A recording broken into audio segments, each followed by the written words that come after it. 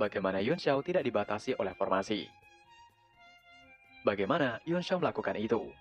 Yun Xiao menoleh untuk melihat pria itu dan mengatakan sembari tersenyum. Yang mulia Xin, apakah aku sangat dekat denganmu? Mengapa aku harus memberitahumu? Pria itu adalah Xin Ruyu. Dia terlihat terkejut karena identitasnya telah diketahui oleh Yun Xiao. Dan yang lebih mengejutkan lagi adalah Xin Ruyu telah melihat serangan Yun Xiao barusan. Dan sepertinya dia tidak dibatasi oleh mantra pembatas dan dapat mengedarkan chi primordialnya kapan saja. Jadi, dia bertanya dengan bingung. Tapi Yun Xiao membantahnya yang kemudian dia mengatakan, lupakan tentang itu. Izinkan ia bertanya kemana Yue Jiulin pergi. Yun Xiao menatapnya dengan dingin mengatakan, bukankah Yue Jiulin adalah peliharaan Xin Ruyu? Apakah itu ada hubungan dengannya jika peliharaan itu menghilang? Tempat ini adalah kota Martial Flame bukan Shangyang. Dan Xin Ruyu tidak bisa terlalu lancang. Xin Ruyu tidak bisa mempercayai telinganya. Untuk sesaat dia berpikir apakah dia salah dengar. Xin Ruyu bergumam, dirinya adalah putra mahkota Kekaisaran Dust Flame dan semua tanah di bawah langit adalah miliknya. Di Kekaisaran Dust Flame, kecuali beberapa sekte yang sangat kuat seperti sekte Juntian, dia adalah eksistensi tertinggi yang dipuja-puja oleh puluhan ribu orang. Tapi sekarang Yun Xiao mengatakan bahwa ini adalah Martial Flame, dan dia tidak bisa melakukan sesuka hatinya. Bukankah Martial Flame berada di bawah kekuasaan Kekaisaran Dust Flame? Dia tertegun sejenak. Xin Ruyu kemudian marah, menggenggam erat tangannya dan berteriak. Beraninya Yun Xiao berbicara seperti itu kepadanya. Ia akan menghabisi Yun Xiao dengan tangannya sendiri. Tubuhnya yang gemetar mendapatkan kata-kata dari Yun Xiao seperti itu. Tiba-tiba mulai memancarkan cahaya redup. Seolah-olah mutiara tertanam di tubuhnya, membentuk bulan sabit. Cahaya lain berputar seolah terhubung dan Yun Xiao menatapnya dengan dingin Xin Ruyu. Tetapi, cahaya itu perlahan memudar dan itu hancur. Cahaya itu menghilang seolah ada sesuatu yang menghancurkannya. Ekspresi Xin Ruyu sedikit berubah. Chi sejatinya hanya beredar di tengah jalan ketika terputus oleh kekuatan aneh di udara. Tapi tatapannya masih dipenuhi niat menghabisi. Xin Ruyu bergumam, chi primordial benar-benar tidak bisa ia pertahankan. Sedangkan Yun Xiao yang menatapnya hanya berdecih kesal. Mendapatkan tanggapan dan cibiran Yun Xiao, membuat Xin Ruyu semakin marah. Ia mengeluarkan senjata Green Jet kipasnya. Itu kemudian dia ubah menjadi sinar pedang. Dia melesat berlari ke arah Yun Xiao ketika lampu pedang dilepaskan. Itu bersinar dengan cahaya keemasan. Tapi di bawah pengaruh formasi 9 istana tanpa debu, itu menjadi redup. Yun Xiao mencibir dengan jijik saat dia menunjuk jarinya dengan ringan. Seberkas cahaya segera muncul di udara dan memblokir sinar pedang. Dia kemudian mengulurkan jarinya seperti gunung. Dan beberapa aliran pedang chi muncul dari udara tipis. Mereka memada di tangannya menuju ke arah Xin Ruyu yang hampir mencapai Yun Xiao. Itu adalah teknik pedang Great Golden Light Sword Formation. Chi pedang itu langsung mengunci Xin Ruyu. Puluhan pedang chi mengunci setiap dari tubuhnya. Wajah Xin Ruyu dipenuhi ketakutan dan keterkejutan. Sedangkan Yun Xiao tidak bergerak satu inci pun dari tempatnya. Ia berdiri kokoh tak tergoyahkan. Sinar pedang di tangan Xin Ruyu kemudian menghilang. Tangannya gemetar tidak terkendali. Tidak tahu apakah itu gemetar karena takut atau karena dia marah. Yun Xiao kemudian mendekati Xin Ruyu menatapnya dengan malas mengatakan, apakah Xin Ruyu pikir ia tidak akan menghabisinya jika ia tidak senang? Beruntung saat ini moodnya sedang bagus. Sekali lagi, ekspresi terkejut muncul di wajah Xin Ruyu. Kali ini ekspresi Xin Ruyu benar-benar berubah. Dia berteriak, apakah Yun Xiao benar-benar tidak dibatasi oleh formasi? Bagaimana itu mungkin? Ini adalah penghalang yang dipasang oleh dua master formasi dari Escape Valley. Xin Ruyu bergumam, yang lebih membuatnya takut adalah sinar pedang Yun Xiao yang menahannya. Itu memberinya perasaan mengerikan. Dan hal lainnya adalah ketidakpedulian di mata Yun Xiao, membuat hati Xin Ruyu menjadi lebih dingin. Dia benar-benar percaya bahwa jika Yun Xiao sedang dalam suasana hati yang buruk, dia akan benar-benar binasa. Meskipun hal ini sama sekali tidak dapat diterima oleh Xin Ruyu secara rasional, dia masih putra mahkota Kekaisaran Dust Flame, dan statusnya sangat mulia. Selain itu, dia mendapat dukungan dari Sekte Permata Surgawi dan Sekte Juntian. Tapi untuk beberapa alasan, perasaan itu sangat jelas, dan itu membuatnya percaya bahwa Yun Xiao akan melakukan apa yang dia katakan dan menghabisinya tanpa ragu.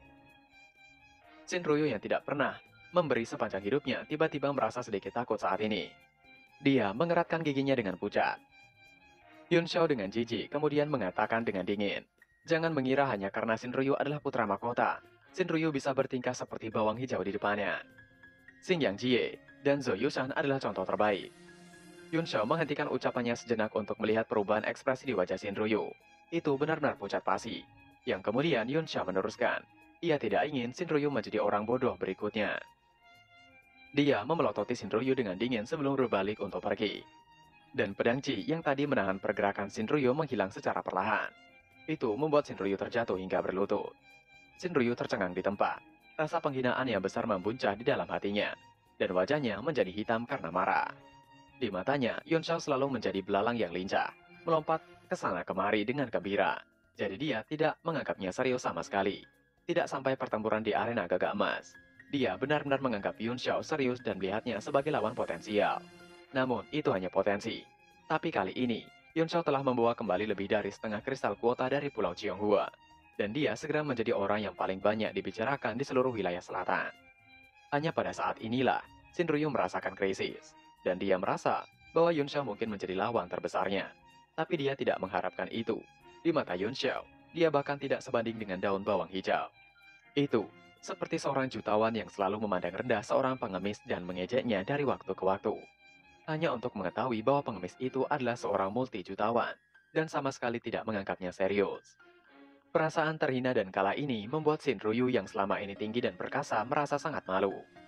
Karena cairan merah dan Qi-nya tidak mengalir dengan lancar, dia memuntahkan seteguk cairan merah.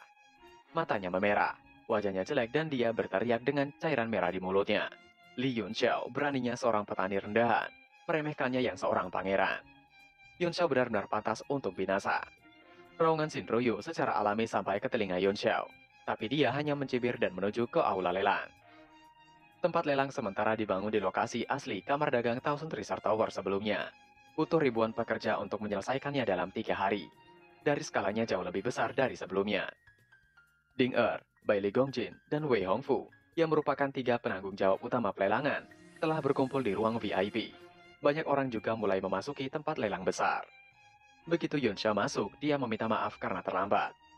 Melihat kedatangan Yun Xiao, mereka menyapa dengan hormat. Bai Li Gongjin tertawa kemudian mengatakan, sepertinya baru saja ada gerakan besar di langit dan di atas tembok kota. Hati Yun Xiao tersentak. Dia tidak peduli dengan apa yang terjadi di luar kota. Adapun gerakan aneh ribuan mil jauhnya, indra ilahi Bai Li Gongjin telah memperhatikannya. Bai Li Gongjin adalah alkemis tingkat ke-6, dan kekuatan jiwanya lebih kuat daripada milik Yun Xiao sendiri. Yun Xiao kemudian tertawa canggung menimpali. Itu semua hanya beberapa hal sepele. Ia telah membuat Master Bai Li Gongjin khawatir. Yun Xiao kemudian duduk di samping Ding Er dengan santai, diikuti oleh yang lain. Bai Li Gongjin sangat menghargai bakat Yun Xiao, jadi dia memberi saran. Yun Xiao telah menetapkan biaya masuk yang tinggi di luar kota. Sekarang Yun Xiao bisa kaya untuk sementara waktu, tapi Yun Xiao telah mengubur dirinya sendiri dalam bencana besar. Ding Er juga mengatakan dengan cemas, semua orang yang datang ke Martial Flame untuk berpartisipasi dalam pelelangan berasal dari kekuatan utama Kekaisaran Dust Flame. Yun Xiao telah menyinggung semua orang dengan melakukan ini. Ini seperti menghabisi ayam untuk mendapatkan telurnya, menyebabkan bencana tanpa akhir. Menurut pendapat mereka, bagaimana Martial Flame yang biasa saja bisa bersaing dengan banyak kekuatan Kekaisaran Dust Flame? Belum lagi, tidak semua berasal dari Kekaisaran Dust Flame, tetapi disusupi oleh pasukan dari tempat lain. Mereka dapat dengan mudah mendapatkan masalah jika mereka tidak berhati-hati. Wei Hongfu terlihat sedikit sedang menonton pertunjukan. Dia tersenyum kemudian mengatakan, biaya masuk 1 juta Primordial Stone kelas menengah. Jika Yun Xiao tidak bisa mendapatkan kristalnya, kebencian itu akan langsung meledak. Diakhiri dengan tawa. Yun Xiao menatapnya dengan santai dan berkata dengan heran, biaya masuk 1 juta. Yun Xiao seolah bertanya, namun dia melanjutkan, itu hanya biaya masuk. Jika mereka akan berpartisipasi dalam pelelangan, maka harus membayar 1 juta lagi. Mendengar itu, mereka bertiga berteriak bersama karena sangat terkejut hingga mereka menggigit lidah mereka dan gemetar kesakitan. Mata mereka semua melotot dan mulut mereka terbuka lebar, seperti marmut menatap Yun Xiao seolah-olah Yun Xiao seorang master. Yun Xiao di sisi lain tersenyum pelan, lalu duduk dengan menuangkan teh untuk dirinya sendiri. Berpindah di pintu masuk kota Martial Flame. Setelah pelajaran yang mereka pelajari dari Yun Xiao, semua orang berperilaku baik. Belum lagi kekuatan semua orang dibatasi oleh formasi, jadi mereka dirugikan saat bertarung. Bahkan jika tidak ada batasan, mereka ada di sana hanya untuk berpartisipasi dalam pelelangan kuota. Dan kuotanya ada di tangan Yun Xiao. Jika mereka membuat marah Yun Xiao dan mereka tidak membawa Primordial Stone, itu akan menjadi kerugian besar. Oleh karena itu, mereka semua dengan patuh mengantri untuk memasuki kota. Tetapi kebencian ini terkubur jauh di dalam hati semua orang. Mereka memikirkan bagaimana membalas dendam di masa depan. Moni dengan malas masih mengumpulkan biaya masuk di meja. Tiba-tiba, tas penyimpanan dilemparkan ke atas meja. Moni mengulurkan tangannya untuk mengambilnya karena kebiasaan. Tetapi pupil matanya tiba-tiba menyusut dan tubuhnya gemetar ketakutan. Ada koin tembaga biasa yang tercetak di atas penyimpanan. Tidak ada yang istimewa tentang itu. Itu adalah satu mata uang yang beredar di benua Tianwu dengan nilai nominal terendah yang disebut yuan tembaga. Melihat tas penyimpanan dengan segel perunggu yuan, seluruh tubuh Moni tampak sangat terstimulasi. Dia tidak bisa berhenti gemetar. Dan salah satu tangannya berhenti di udara, tidak mampu untuk menurunkannya. Orang yang menjatuhkan kantung itu kemudian tertawa mengatakan, lama tidak bertemu, sampah. Mereka tidak bertemu satu sama lain selama 1 tahun. Dan Moni benar-benar datang ke wilayah selatan untuk menjadi pengawas seseorang. Bukankah itu pekerjaan yang menjijikan? Pemilik tas penyimpanan itu mencibir dengan nada dingin dan mengejek. Moni tidak mengangkat kepalanya sama sekali. Dia hanya melihat pakaian pemilik tas penyimpanan di depannya. Jubah sutra perak juga dibordir dengan serangkaian segel perunggu yuan. Matanya memerah, dan tatapan untuk menghabisi melintas di matanya. Dia tampak berjuang di dalam hati. Setelah beberapa saat, dia menghela nafasnya berat. Dia menahan emosinya dan mengulurkan tangan kanannya untuk mengambil tas penyimpanan itu. Dia mencengkram erat kantung penyimpanan itu.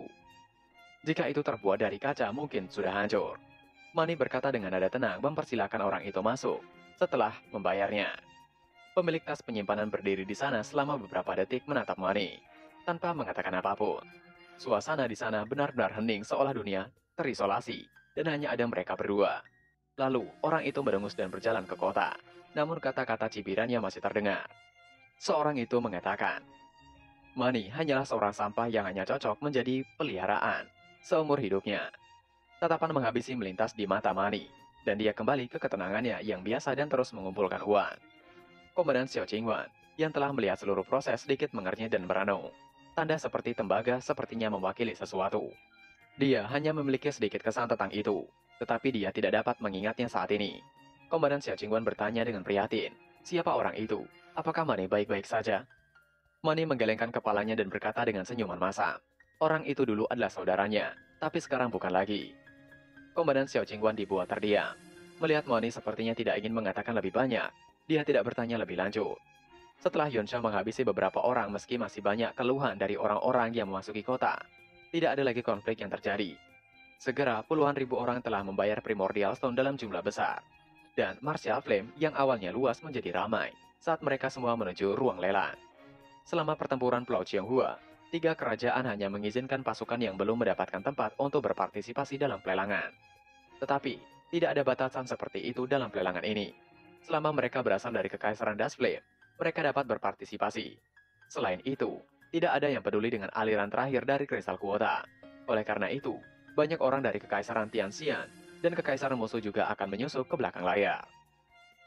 Apa yang membuat semua orang sangat marah hingga ingin muntah adalah mereka harus membayar 1 juta Primordial Stone tingkat menengah ketika mereka memasuki pelelangan. Kali ini, Duan Yue seorang ahli martial emperor yang bertanggung jawab, dan tablet alam ilahi terwujud di sampingnya. Itu berdiri di sana seolah ingin menunjukkan kekuatannya. Wajah semua orang suram, dan setelah membayar Primordial Stone, mata mereka dipenuhi dengan kebencian yang kejam. Mereka berencana untuk mendapatkannya kembali dengan bunga setelah perjalanan ke Gunung Meru selesai. Saat ini, mereka berada di wilayah orang lain, dan kekuatan mereka juga dibatasi. Mereka semua marah tetapi tidak berani berbicara. Satu persatu, mereka memasuki ruangan lelang dengan marah. Tidak ada satupun dari mereka yang terlihat baik. Di ruang VIP, Bailey Gongjin dan 2 lainnya sedikit pusing. Mereka tidak percaya ketika pertama kali mendengar kata-kata Yun Xiao, tetapi mereka tidak menyangka itu benar. Orang telah membayar 2 juta Primordial Stone kelas menengah hanya untuk berpartisipasi dalam pelelangan. Ini tidak lain adalah pemerasan. Mereka bergumam, akan aneh jika mereka tidak mengejar Yun Xiao setelah ini. Ekspresi Yun Xiao masih acuh tak acuh, seolah-olah dia acuh tak acuh terhadap ekspresi semua orang. Yun Xiao melihat ekspresi ketiga orang itu kemudian menanyakan, apakah ada yang salah? Mereka bertiga terkejut hingga rambut mereka seolah terlepas dari kepala. Di sisi Yun Xiao, dia sangat menyadari konsekuensi dari apa yang dia lakukan, yang tidak bermoral seperti itu. Tetapi dia bahkan lebih sadar bahwa dunia ini menghargai kekuatan. Sekarang dia telah menguasai formasi 9 istana tanpa debu, formasi harta karun ibu kota surgawi yang kosong, dan formasi pedang cahaya matahari yang besar. Pertahanan seluruh kota Martial Flame tidak kalah dari kekuatan manapun di wilayah selatan. Dia sangat yakin bahwa mereka yang datang untuk menimbulkan masalah tidak akan pernah kembali. Selain itu, setelah Gunung Meru dibuka, ia tidak hanya dapat membuka wilayah api sepenuhnya, dengan sejumlah besar primordial stone yang ia dapatkan kali ini. Tetapi, itu juga dapat dipelihara oleh chi spiritual Gunung Meru, yang akan sangat meningkatkan kekuatan setiap orang yang berlatih. Selain itu, selama dia memiliki cukup Yuan Chi, dia dapat meningkatkan 3 formasi di Martial Flame dengan beberapa level. Pada saat itu, bahkan eksistensi seperti Sekte Juntian tidak akan mampu menembusnya dalam waktu singkat. Di samping itu, dia melirik ketiga orang di ruang VIP sambil tersenyum. Thousand Research Tower, Asosiasi Alchemist, dan perusahaan perdagangan Tian Yuan, semuanya berada di perahu yang sama dengannya sekarang. Jika sesuatu benar-benar terjadi pada Martial Flame, ketiga pihak ini tidak akan bisa mengabaikannya. Dengan 3 pendukung hebat ini, dia benar-benar tidak perlu takut di seluruh wilayah selatan. Saat ini, bagi Yun Xiao, semua orang yang ada di ruang lelang, dia hanya menganggap mereka adalah ladang uang. Berpindah di tempat pelelangan, dia, Feng, dan Sui Loyan juga duduk di sudut yang sunyi. Saat mereka melihat simbol perusahaan perdagangan Tian Yuan, Asosiasi Alchemist, dan Thousand Resort Tower yang disimpan di panggung lelang pusat, ekspresi mereka menjadi sedikit tidak pasti. Sui Loyan mengatakan, "Mengapa perusahaan perdagangan Tian Yuan menjadi kekuatan utama pada pelelangan ini? Bagaimana mungkin Asosiasi Alchemist dan Thousand Resort Tower rela menjadi yang kedua dan ketiga? Itu sedikit aneh." Mata Sui Loyan berkilat dengan cahaya aneh ketika dia memikirkan Ding Er. Dia merasakan sedikit kemarahan di hatinya, seolah-olah ada permusuhan alami antara wanita cantik. Dia Feng mengatakan, ia tidak tahu berapa banyak perusahaan perdagangan Tian Yuan telah membayar untuk mengundang Asosiasi Alchemist dan Thousand Resort Tower. Asosiasi perdagangan Tian Yuan, bahkan, telah mengundang Asosiasi Alchemist dan Thousand Resort Tower untuk menjaga benteng. Selama 2 konvensi, Serikat Pedagang tidak dapat menjadi anggota Dewan Direksi kali ini. Nama Kamar Dagang Tian Yuan akan segera menjadi sejarah. Sui Loyan menjawab, setelah pertempuran dengannya setahun yang lalu, ia bertanya-tanya bagaimana kekuatan Ding Er sekarang. Ia memperkirakan bahwa Ding Er harus berada di peringkat 10 di Serikat Pedagang. Pembukaan Gunung Meru sangat penting baginya, dan kemungkinan besar kekuatannya akan meningkat pesat. Dia Feng mendengus mengatakan, apakah Ding Er satu-satunya yang memasuki Gunung Meru? Jika ia tidak salah, semua murid di Serikat Pedagang yang kemungkinan masuk 10 besar ada di pelelangan ini selanjutnya. Semua pasukan super telah menyusup ke kota tanpa terkecuali. Sui Loyan juga harus ekstra hati-hati dalam perjalanan ke Gunung Meru kali ini. Keselamatan adalah yang pertama. Di depan, tengah-tengah panggung saat ini, seorang lelaki tua sudah berjalan ke tahap pelelangan, dengan aura spiritual yang unik. Seseorang dapat mengetahui bahwa dia berasal dari keluarga Mei, yang berspesialisasi dalam menilai harta karun. Tuan Mei mengatakan, ia akan menjadi tuan rumah pelelangan yang diadakan oleh perusahaan perdagangan Tian Yuan, Asosiasi Alchemist, dan Thousand Resort Tower. Yang kemudian Tuan Mei memperkenalkan diri. Dirinya adalah berasal dari keluarga Mei, yang kemudian meneruskan. Barang lelang utama kali ini adalah 1083 keping kristal kuota untuk partisipasi Gunung Meru. Ada juga beberapa harta karun yang disediakan oleh Asosiasi Alchemist dan Thousand Resort Tower. Mereka akan berjalan dalam pelelangan. Siapa yang menawar dengan harga tertinggi akan mendapatkannya. Jadi, ia tidak akan banyak berbicara tentang aturannya, dan mulai lelangnya. Untuk memeriahkan suasana, item pertama adalah kristal kuota. Penawaran paling rendah adalah 10.000 primordial stone tingkat menengah. Tuan Mei mengangkat penutup nampan di atas panggung, memperlihatkan kristal berkilauan dengan ukiran rune aneh di atasnya. Kristal itu sendiri tidak memiliki banyak arti, tapi itu membuat semua orang menelan ludahnya, yang kemudian penawaran langsung dibuka. Semua orang berbondong-bondong mengajukan tawaran mereka. Mereka saling bersaing dan pada akhirnya, bundle kristal kuota terjual dengan harga 50 juta primordial stone kelas menengah. Di ruang VIP, Yun Xiao, Ding Er, Bai Li Gongjin, dan Wei Hongfu sedang menonton pelelangan dengan tenang. Ruangan itu awalnya hanya sepi, terdengar suara ribut di luar pelelangan. Tapi tiba-tiba, Bai Li Gongjin mau tidak mau membuka suara mengatakan, ia khawatir Yun Xiao akan menjadi orang terkaya di wilayah selatan setelah pelelangan ini. Yun Xiao tersenyum seperti bunga saat dia dengan cepat menghitung kristal di benaknya. Dia mengatakan, Tuan Bailey pamer di depan seorang ahli, mengatakan bahwa ia adalah orang terkaya di wilayah selatan di depan Thousand Resort Tower. Tuan Wei pasti sedang tertawa dingin di dalam hatinya. Wei Hongfu dengan senyuman pahit menimpali. Yun Xiao sedang bercanda. Jika pelelangan berlanjut seperti ini, jumlah primordial stone akan sangat banyak. Bahkan ia pun terkejut. Jumlah itu mungkin sebanding dengan harta yang dimiliki sekte-sekte besar dan keluarga besar di wilayah selatan, yang memiliki sejarah ribuan tahun. Namun, seperti kata pepatah, kekayaan tidak bisa diungkapkan. Ia khawatir Tuan Muda Yun akan masuk dalam daftar orang kaya kali ini. Sinar dingin melintas di mata Yun Xiao. Dia menggelengkan kepalanya saat dia berkata dengan tidak setuju. Jika mereka ingin mengadili kebinasaan, ia tidak keberatan mengabulkan keinginan mereka. Saat ini, jika orang ingin berumur panjang, maka mereka tidak hanya harus mengandalkan kekuatan. Seringkali, mereka kehilangan nyawa sepenuhnya karena kebodohan. Wei Hongfu terdiam merasa aneh. Dia bergumam. Ia benar-benar tidak tahu dari mana Yun Xiao mendapatkan kepercayaan dirinya. Tapi melihat dari penampilannya, dia tidak terlihat seperti orang yang sembrono. Tapi kekuatan dan landasan seperti ini sangat langka di kalangan generasi muda. Dia melirik Ding Er dan tiba-tiba berpikir keras. Bai Li Gongjin yang dari tadi tersenyum tanpa mengucapkan sepatah kata pun, tiba-tiba terkekeh mengatakan, sudah waktunya untuk salah satu koleksinya dikeluarkan untuk dilelang. Beberapa dari mereka melihat cermin gambar. Kali ini, 4 pria membawa sebuah kotak besi dan mereka langsung penasaran. Bai Li Gongjin terlihat tertawa sendiri seolah merasa bangga dengan apa yang akan dia lelang. Tuan Mei, sembari tersenyum mengatakan, item lelang berikutnya disediakan oleh Asosiasi Alkemis. Itu barang untuk dilelang. Di dalamnya ada satu set senjata Battle Magic Spear tingkat 6. Keempat pria itu membuka peti logam, dan cahaya keemasan segera menyeruak. Seperangkat peralatan yang indah muncul di depan mata semua orang. Bentuknya agak aneh. Di atas baju besi pertempuran emas, ada tombak emas pula. Warna itu memberi orang dampak visual yang mencolok. Tapi niat menghabisi pada tombak dan baju besi perang emas menyatu bersama, membuat hati orang-orang bergetar dan jantung mereka berdetak lebih cepat. Seseorang di bawah segera berteriak ketakutan, matanya berbinar. Mereka seolah tidak percaya dengan apa yang mereka lihat. Itu adalah perlengkapan gabungan setingkat dengan senjata Suan tingkat ke-6. Hati semua orang tergerak. Persenjataan Suan tingkat 6 sudah sangat berharga, bahkan keluarga aristokrat besar dengan warisan ribuan tahun pun jarang memiliki. Terlebih lagi, itu adalah satu set yang dirangkai bersama.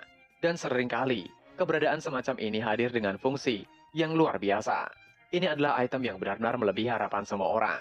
Awalnya mereka semua datang untuk kristal kuota, dan bahkan jika ada beberapa barang yang telah dilelang, mereka hanya akan menambahkan bunga ke brokat. Namun, mereka tidak pernah berpikir bahwa barang dengan nilai yang begitu besar akan benar-benar menjadi barang tambahan. Hati keluarga bangsawan dan sekte yang tidak membawa primordial stone yang cukup, segera tenggelam. Mereka sangat bertentangan. Sebaliknya, mereka yang membawa cukup banyak primordial stone diam-diam bahagia. Tetapi mereka juga gelisah. Lagi pula, hal semacam ini terlalu menentang surga di wilayah selatan. Beberapa seniman bela diri biasa hanya bisa mengungkapkan senyuman pahit di wajah mereka. Hal ini bukanlah sesuatu yang bisa diimpikan oleh orang miskin seperti mereka. Namun ada juga banyak murid dari 3 wilayah lainnya yang bersembunyi di antara mereka. Mereka mendengus jijik. Meskipun hal semacam ini sangat berharga, mereka telah melihat banyak barang seperti itu di sekte mereka. Suilo yang tertawa canggung ketika mengatakan, serangkaian senjata tingkat mendalam gabungan ini hanya biasa-biasa saja, dan itu benar-benar dapat menyebabkan keributan seperti itu. Yang kemudian ia menanyakan kepada Dia Feng. Wilayah selatan ini memang tempat di mana bahkan burung pun tidak mau buang air. Semuanya adalah orang-orang yang belum pernah melihat dunia. Dia Feng menatap senjata tingkat Suan dan merenung. Dia menggelengkan kepalanya. Kuncinya bukanlah senjata Suan itu, tapi makna di baliknya. Harus diketahui bahwa jumlah alkemis di wilayah selatan yang dapat menyempurnakan item semacam ini dapat dihitung dengan satu tangan. Fakta bahwa senjata tingkat Suan ini telah disiapkan untuk dilelang sudah cukup untuk membuktikan dukungan dari Asosiasi Alkemis untuk pelelangan ini. Yang ia khawatirkan adalah, apakah perusahaan perdagangan Tian Yuan telah mencapai semacam kesepakatan dengan Asosiasi Alkemis dan mendapat dukungan dari mereka? Suilo yang tercengang dengan kata-katanya dan heran menimpali. Dari mana Ding Er mendapatkan kemampuan yang begitu hebat? Asosiasi Alkemis selalu menyendiri dari dunia dan tidak akan ikut campur dalam pertarungan antar kekuatan besar di benua ini. Ini diketahui oleh semua orang. Dia Feng tersenyum pahit dan mendesah mengatakan bahwa Sui Loyan masih terlalu muda. Sui Loyan hanya peduli tentang kultivasi. Tidak ada yang namanya menyendiri di dunia ini. Selama seseorang berada di benua, seseorang tidak bisa menyendiri. Alasan mengapa Asosiasi Alkemis memberi orang rasa transendensi adalah karena mereka begitu kuat sehingga mereka meremehkan semua jenis kompetisi. Namun jika manfaatnya cukup, Dia Feng menghentikan kata-katanya. Ia berharap Sui Loyan mengerti. Sui Loyan mengerutkan kening ketika mengatakan, perusahaan perdagangan Tian Yuan hanyalah pot yang rusak. Manfaat apa yang ditawarkannya kepada Asosiasi Alkemis? Itu hanya cabang alkemis tingkat ketiga dari Kekaisaran Dust Flame. Dan hanya ada satu leluhur alkemis tingkat ke-6 yang bertanggung jawab atas itu. Tidak ada yang perlu dikhawatirkan. Alis Dia Feng berkerut dan dia tidak mengatakan apapun. Namun dia bingung di dalam hatinya. Apakah itu benar-benar sederhana? Bai Li Gongjin, alkemis tingkat ke-6 adalah murid Lord itu. Dia menghela nafas sedikit berharap dia terlalu banyak berpikir. Dia tidak mengatakan apa-apa lagi dan terus menonton pelelangan. Setelah keningan singkat, kerumunan mulai menawar dengan liar. Banyak kekuatan besar bersedia melelang kristal kuota yang lebih sedikit, hanya untuk mengambil set senjata tingkat Suan ini sebagai harta perlindungan klan. Pada akhirnya, itu dibeli oleh kekuatan kecil yang tidak diketahui di Kekaisaran Dustflame dengan harga setinggi langit. 40 juta Primordial Stone kelas menengah. Namun, semua orang tahu bahwa pasti ada kekuatan besar dari negara lain di balik ini. Jadi, tidak ada yang berani memiliki ide yang tidak benar. Akhirnya, setelah sehari semua pelelangan telah berakhir, semua orang sangat lelah sehingga mereka berkeringat. Bahkan tenggorokan Tuan Mei terbakar. Tidak hanya harga lebih dari 1.000 kristal yang merupakan harga tertinggi dalam karirnya, tetapi item lelang selingan yang disediakan oleh Asosiasi Alkemis juga sangat berharga.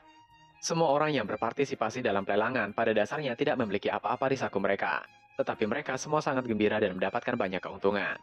Mereka yang belum mendapatkan apa-apa semuanya memiliki wajah muram. Jika mereka tidak dieksploitasi untuk 2 juta Primordial Stone kelas menengah di sepanjang jalan, mereka setidaknya akan mendapatkan satu kristal kuota. Sekarang mereka menaruh semua kebencian mereka kepada Yun Xiao. Di ruang VIP, Yun Xiao dan 3 orang lainnya sedang mendengarkan laporan tentang lelang. Meskipun mereka sudah menduganya, mereka masih terpana ketika mendengar bahwa itu hampir 10 miliar Primordial Stone kelas menengah. Wei Hongfu, Ding Er, dan Bai Li Gongqin semuanya adalah orang-orang yang telah melihat dunia. Tapi mereka juga terkejut dengan pelelangan tersebut. Yun Xiao adalah satu-satunya yang tenang. Dengan biaya masuk kota dan biaya masuk pelelangan, dia memiliki lebih dari 10 miliar Primordial Stone kelas menengah. Setelah itu, Yun Xiao meminta untuk mereka bertiga bisa beristirahat di kota sebentar. Ia akan berkultivasi tertutup selama 2 hari ke depan. Jadi, jangan mengganggu dirinya. Ketika Gunung Meru terbuka, ia akan dapat merasakan dan ia pasti akan keluar. Yun Xiao meninggalkan aula pelelangan dengan puluhan miliar Primordial Stone dan pergi ke ruang rahasia di rumah Tuan Kota untuk berkultivasi dalam pengasingan. Pada saat ini, di luar kediaman Tuan Kota terlihat lebih dari selusin orang menggunakan peralatan, mulai memanjat kediaman Tuan Kota. Mereka mengenakan pakaian hitam dan menutup seluruh tubuh mereka kecuali mata dan telapak tangan. Mereka saling berkoordinasi dan melakukannya. Salah satu dari mereka mengatakan, mereka akan menghabisi Yun Xiao dan mengambil semua hartanya. Tapi tiba-tiba di langit di atas rumah Tuan Kota, puluhan ribu sinar emas tiba-tiba muncul. Itu membuat orang-orang terlihat panik dan penuh tanya, apa yang sebenarnya sedang terjadi. Sinar emas itu berubah menjadi ci pedang yang tak terhitung jumlahnya, bersiul ke bawah. Mereka yang melihatnya langsung gemetar ketakutan tidak berdaya, melihat jumlah ci pedang yang tak terhitung jumlahnya. Yang kemudian ci pedang itu menghujam mereka bagaikan hujan. Saat itu juga, mereka lebih dari selusin orang dengan niat buruk segera beramburan panik, melarikan diri ke segala arah. Itu semua adalah seniman bela diri yang sangat tidak puas, yang datang dengan maksud tidak baik dan pergi ke rumah Tuan Kota. Saat ini, pedang menyilang dan menebas. Serangkaian cerita terdengar pula dari sana. Dalam sekejap mata, lebih dari 10 sosok binasa di tempat. Kekuatan orang ini sebenarnya tidak biasa, tetapi di bawah batasan formasi 9 istana, mereka hanya dapat menggunakan kurang dari 1/10 dari kekuatan asli mereka. Banyak orang di kejauhan dengan dingin menatap sisi ini. Mereka memiliki pemikiran yang berbeda di dalam hati mereka, tapi kebanyakan dari mereka mencibir. Mereka semua ingin melihat bagaimana kota Martial Flame dapat menahan balasan dendam dari begitu banyak pasukan setelah Gunung Meru berakhir. Dia Feng yang kebetulan ada di sana menanyakan pada Sui Loyan. Apakah Sui Loyan melihatnya? Pembinasaan lain. Sepertinya Yun Xiao benar-benar tidak ingin ada celah sama sekali dan selalu membuat musuh. Sui Loyan hanya mendengus tidak mengatakan apapun. Dia Feng meneruskan. Sebaiknya mereka melihat bagaimana Yun Xiao akan selamat setelah Gunung Meru. Saat ini masih ada 2 hari sebelum pembukaan Gunung Meru. Dari waktu ke waktu, akan ada suara raungan terdengar dari langit. Seolah-olah datang dari tempat yang tak terbatas. Membuat orang merasakan sesuatu yang tidak biasa. Lebih dari selusin para ahli dari sekte teratas di wilayah selatan muncul di kota Martial Flame satu demi satu, bersembunyi di kehampaan. Mereka bertanggung jawab untuk memantau pergerakan para murid, terutama untuk memastikan keselamatan para murid itu juga. Mereka yang binasa oleh pasukan pedang sinar matahari emas milik Yun Xiao adalah murid dari sekte kecil yang tidak bisa mendapatkan kristal kuota dari pelelangan, sehingga hanya sedikit orang yang peduli dengan kebinasaan mereka. Namun para ahli yang bersembunyi di kehampaan mengurutkan kening satu demi satu. Mereka tidak bisa merasakan kekuatan eri emas matahari yang besar, jadi mereka tidak tahu bagaimana Yun Xiao menghabisi orang-orang ini. Semuanya agak mencurigakan. Ding Er bisa merasakan kewaspadaan orang banyak terhadap rumah Tuan Kota. Dia berdiri diam di teras dengan ekspresi khawatir di wajahnya.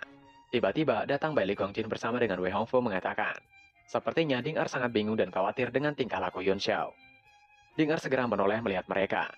Dia juga buru-buru memberi hormat ketika mengatakan dengan senyuman masam.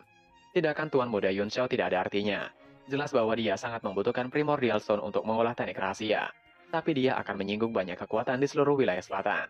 Bagaimana Yun Xiao akan berakhir? Yang kemudian dia menanyakan pendapat dari Bailey Gongjin. Bailey Gongjin tersenyum. Dia melihat ke langit dengan matanya yang mendung dan bergumam.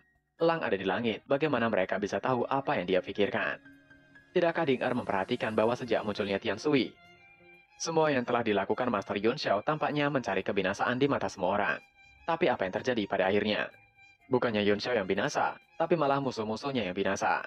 Tidak hanya Master Yun Xiao tanpa cedera, tapi dia juga semakin kuat dan kuat setiap harinya. Dia juga berusaha keras untuk menyelidiki masa lalu Yun Xiao, tapi dia tidak dapat memahami atau mempercayai serangkaian hal yang telah terjadi di depan matanya. Jantung Ding Er berdetak kencang. Dia tahu betul apa yang telah dilakukan Yun Xiao dalam beberapa bulan terakhir. Mulai dari kamar dagang Thousand Treasure Tower, semuanya yang telah terjadi adalah bencana baginya. Dan dia akan binasa tanpa keraguan. Namun Yun Xiao telah melewatinya selangkah demi selangkah. Selain itu, dalam waktu singkat, Yun Xiao telah tumbuh dari seorang Great Martial Master menjadi seorang Martial Lord. Dan kekuatannya sebanding dengan seorang Martial Grandmaster. Ding Er kemudian mengatakan dengan suara rendah. Ia berharap kekhawatirannya itu tidak diperlukan. Bailey Gongjin menimpali dengan senyuman. Untuk Ding Er tidak perlu khawatir. Setelah kejadian di Gunung Meru, nama Master Yun Xiao akan dikenal di seluruh wilayah selatan dari benua Tianwu. Selain itu, ia memiliki perasaan bahwa Martial Flame juga akan menjadi kekuatan besar seperti Sekti Juntian, Sekti Permata Surgawi, dan Gunung Pemecah Emosi, berdiri tegak di Kekaisaran Das Flame. Matanya yang keruh menunjukkan kilatan tajam saat dia terkekeh. Meskipun posisi perusahaan perdagangan Tian Yuan di Serikat Pedagang dalam bahaya, wawasan Nona Ding Er tidak tertandingi di seluruh serikat pedagang. Ia percaya kebangkitan perusahaan perdagangan Tian Yuan telah mulai menghitung mundur. Hati Ding Er bergerak, dan wajahnya sedikit memerah. Dia tahu betul apa yang dimaksud Bailey Gongjin. Bailey Gongjin mengacu pada hubungan antara dirinya dan Yun Xiao. Dengan kekuatan asosiasi alkemis, akan mudah bagi mereka untuk mengetahui hubungan di antara mereka pula. Ding Er kemudian berterima kasih pada Bailey Gongjin, dan kemudian meneruskan. Ketika perusahaan perdagangan Tian Yuan naik di masa depan, ia akan selalu menyambut Bailey Gongjin sebagai tamu. Bailey Gongjin akan menjadi teman perusahaan perdagangan Tian Yuan selamanya. Ding Er mengambil kesempatan untuk memberikannya topi, tapi dengan status dan kekuatan Bailey Gongjin, itu adalah hadiah yang bagus. Bailey Gongjin tertegun sejenak lalu dia tertawa terbahak-bahak. Matanya dipenuhi kekaguman, dan mengatakan ia pasti akan berteman dengan Nona Ding Er. Ding Er sangat gembira. Kata-kata Bailey Gongjin jelas. Dia tidak ada hubungannya dengan perusahaan perdagangan Tian Yuan, dan mereka hanyalah teman pribadinya. Di masa depan, Bailey Gongjin hanya akan berutang budi padanya, dan bukan perusahaan perdagangan Tian Yuan. Itu setara dengan kekuatan pribadinya sendiri. Ding Er sangat gembira. Dia tahu bahwa karena Yun Xiao, Bailey Gongjin membuat janji seperti ini. Perasaan hangat mengalir di hatinya. Pada saat itu, Yun Xiao sedang berkultivasi dalam pengasingan di sebuah ruang rahasia. Dia meletakkan tablet alam ilahi di ruang rahasia, lalu melangkah ke dalamnya dengan kilatan cahaya dan naik ke langit di atas wilayah api, yang merupakan tanah merah. Ribuan seniman bela diri sedang duduk bersila di bawah, diatur dalam formasi tertentu. Itu adalah pemandangan yang damai. Selain tanah menjadi merah, tidak ada perasaan api sama sekali. Ini adalah terakhir kali dia menggunakan formasi pertempuran api Tianluo di Pulau Qianghua, yang sangat mempengaruhi wilayah api, dan menyebabkannya tertidur lagi. Ribuan prajurit harus mengandalkan kekuatan mereka sendiri untuk mempertahankan formasi wilayah api dan berkultivasi dengan sedikit chi spiritual yang tersisa. Yun Xiao lalu turun mendekati Yue Julin yang tengah lengket di jaring seperti jaring laba-laba. Pakaiannya compang-camping karena telah menjadi sandbag di dalam sana untuk ribuan murid, yang kemudian menanyakan kepada Yun Xiao, kapan Yun Xiao akan membiarkannya pergi. Ketika Yue Julin dilemparkan ke dalam formasi pertempuran api Tianluo, dia telah banyak menderita. Dan baru kemudian dia berperilaku baik dan menunggu kedatangan Yun Xiao. Dia tidak lagi memiliki esensi dingin dan arogan di wajahnya. Sebaliknya dia terlihat begitu malu, dan nadanya sedikit halus. Yun Xiao mencibir dan mendengus. Bagaimana menurut Yue Julin? Ia yakin Yue Julin telah melihat keberadaan seperti apa tablet alam ilahi miliknya ini. Jika ia membiarkan Yue Julin keluar, Yue Julin akan menyebabkan masalah. Tak akan ada habisnya. Bukankah ia akan menjadi target seluruh benua Tianwu nantinya? Yue Julin berkata dengan suara yang dalam, bahwa ia bersumpah, ia tidak akan pernah memberitahu siapapun tentang tablet alam ilahi, dan ia tidak akan pernah menjadi musuh Yun Xiao dalam kehidupan ini. Yue Julin benar-benar sedikit takut sekarang. Keberadaan tablet alam ilahi ini tidak berbeda dengan perahu Dewa Nuh yang legendaris. Ada dunia di dalamnya, dan itu bukanlah benda suci yang bisa disempurnakan dengan kekuatan manusia. Dengan benda suci seperti itu, Yun Xiao sama sekali bukanlah lawan yang bisa dia tandingi. Sekarang dia berada di dalam tablet alam ilahi. Itu akan semudah mengangkat jari pihak lain untuk menghabisinya. Kecuali, dia sangat kuat dan bisa melanggar aturan ini. Dia tidak akan memiliki kesempatan untuk melarikan diri. Namun, bahkan Martial Sovereign mungkin tidak memiliki kekuatan seperti itu. Yun Xiao menimpali. Apakah ia akan percaya pada kata-kata Yue Julin dan mengambil resiko sebesar itu? Ia tidak bodoh. Wajah Yue Julin menjadi pucat. Ia menanyakan, jangan katakan Yun Xiao ingin mengurung dirinya di dalam sana selamanya. Yun Xiao tertawa terbahak-bahak mengatakan, Yue Julin bukanlah wanita cantik. Untuk apa ia menahan Yue Julin yang hanya akan menghabiskan energi vital di dalam tablet alam ilahi? Tunggu saja dengan sabar. Ketika kekuatannya telah mencapai ranah Martial Sovereign, 9 surga, dan ia tidak takut pada siapapun, ia bisa mengeluarkan Yue Jiulin. Yue Jiulin tentu terkejut mendengarnya.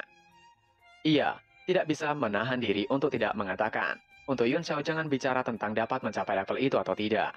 Bahkan jika Yun Xiao memiliki kesempatan untuk membuat terobosan, ia tidak tahu berapa lama.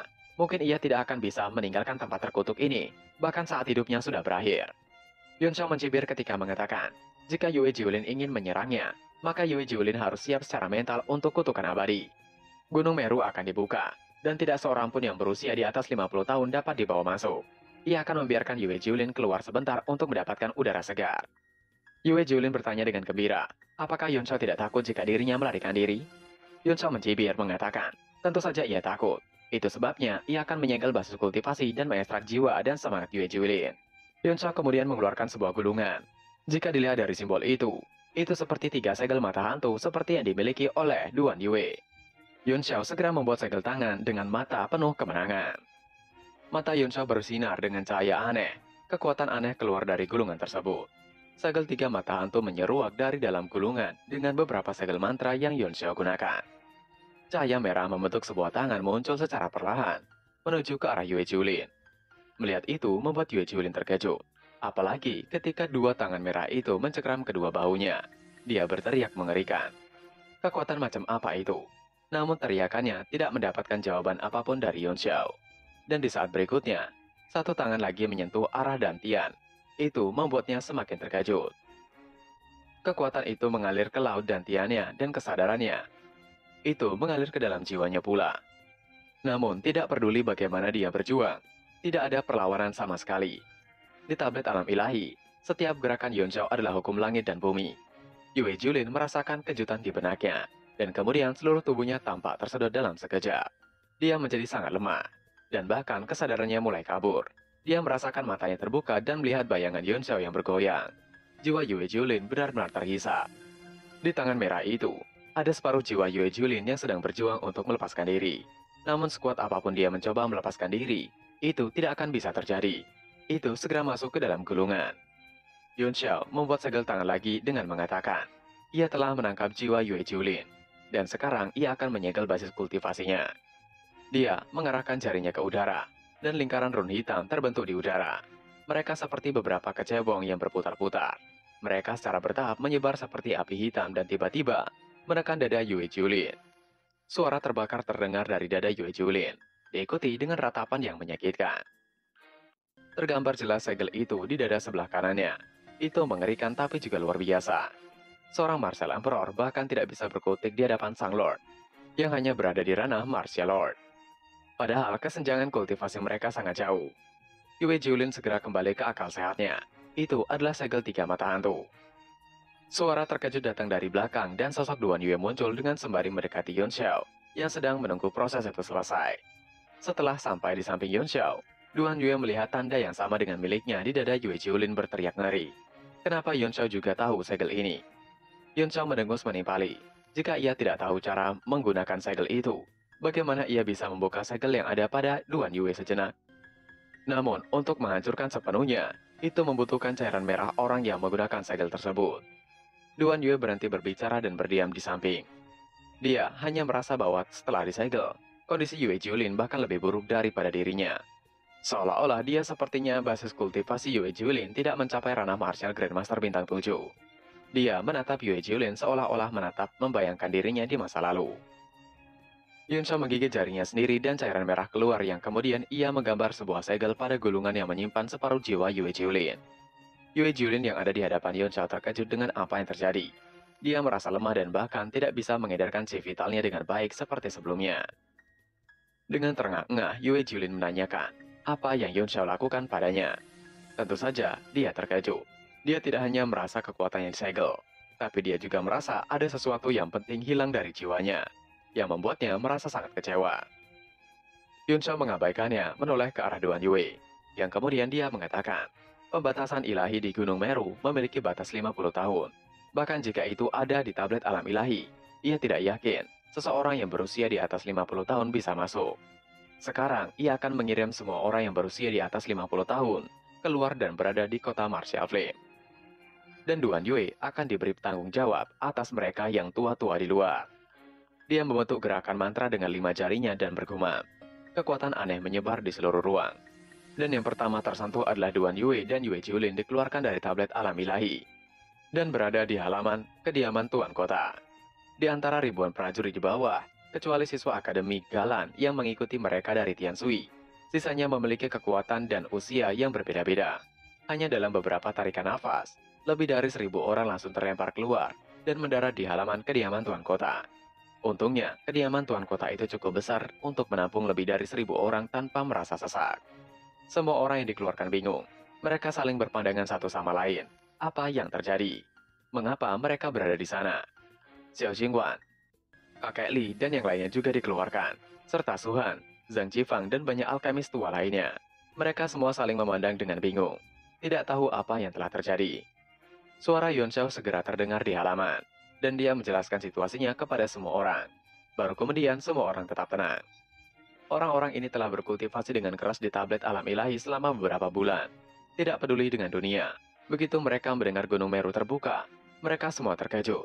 Beberapa dari mereka yang baru saja melewati usia 50 tahun meratapi nasib mereka.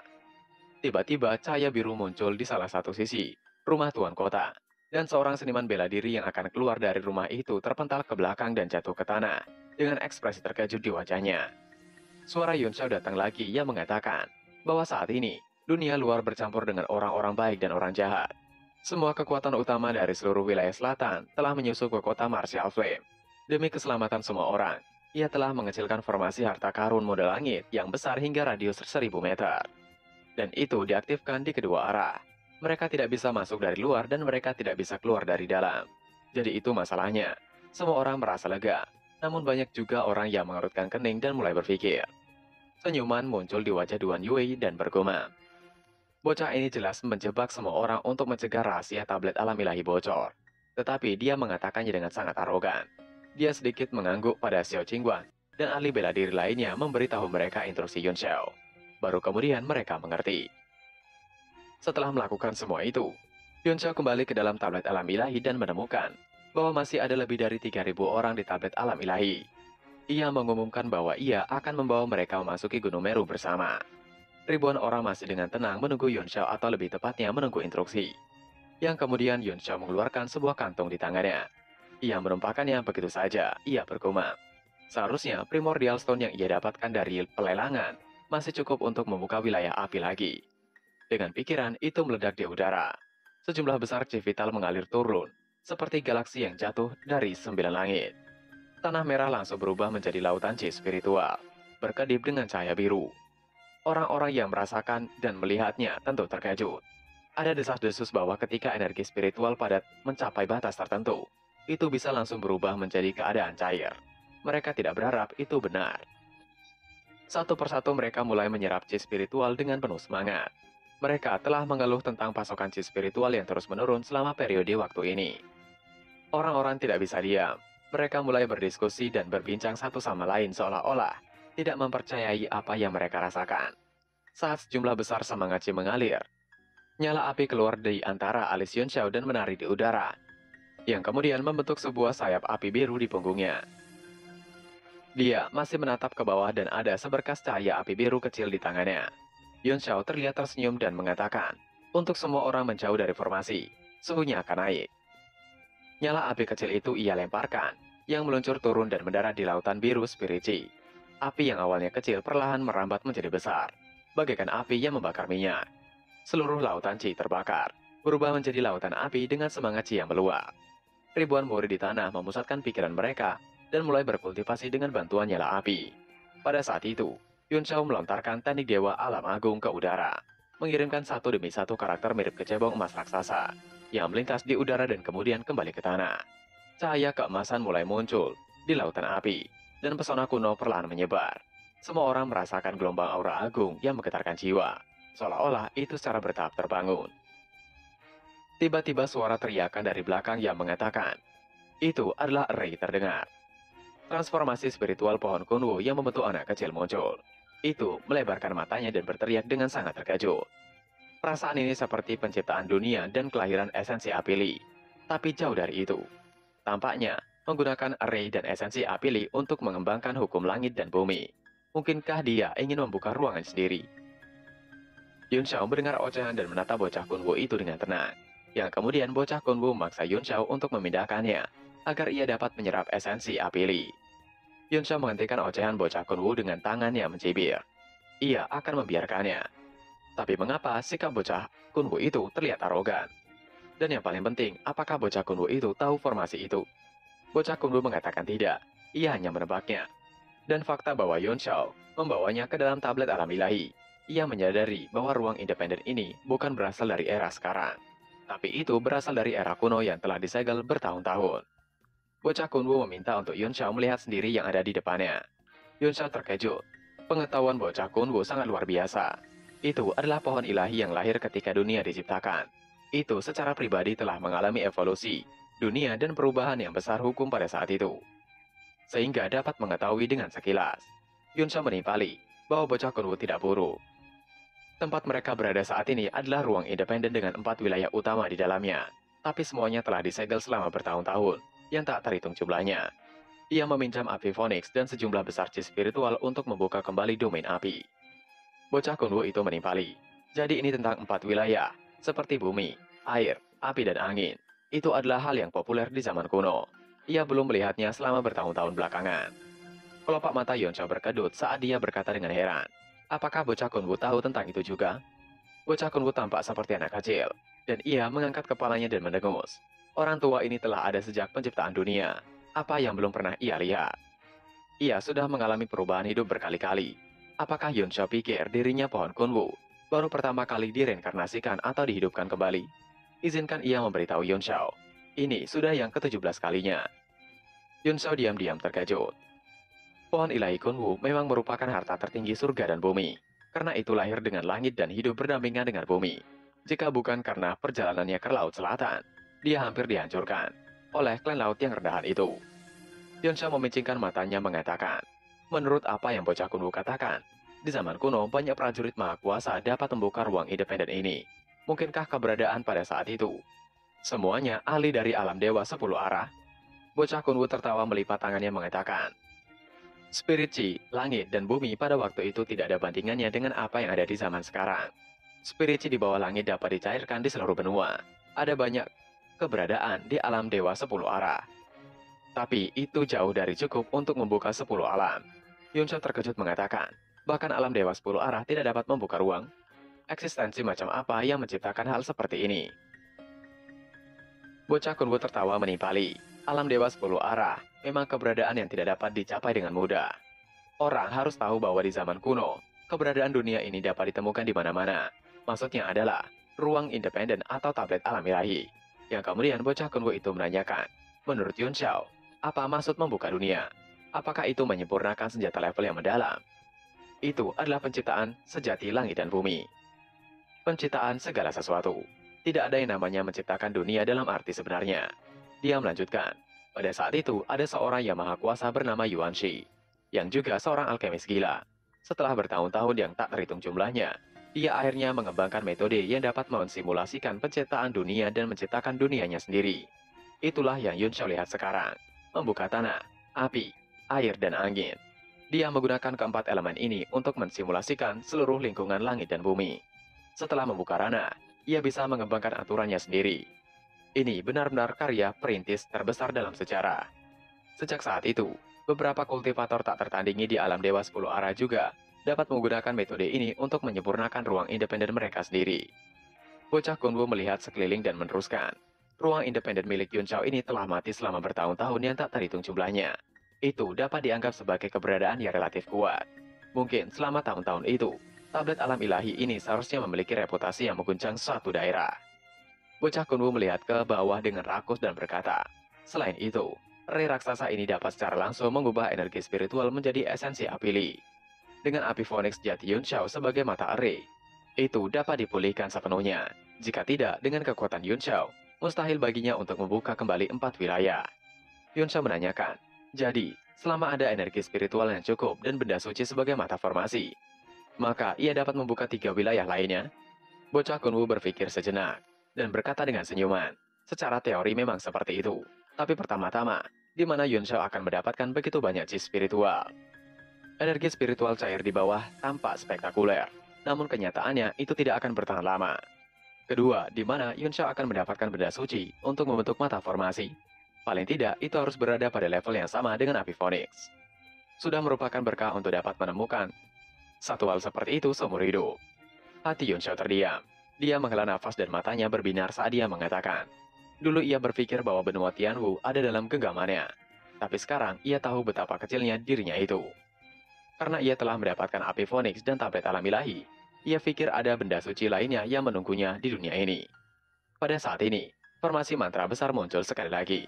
Itu sangat besar sehingga orang tidak bisa melihat ujungnya. Seluruh tanah mulai menjadi penuh vitalitas, tetapi dipenuhi dengan elemen api yang melompat-lompat dengan gembira.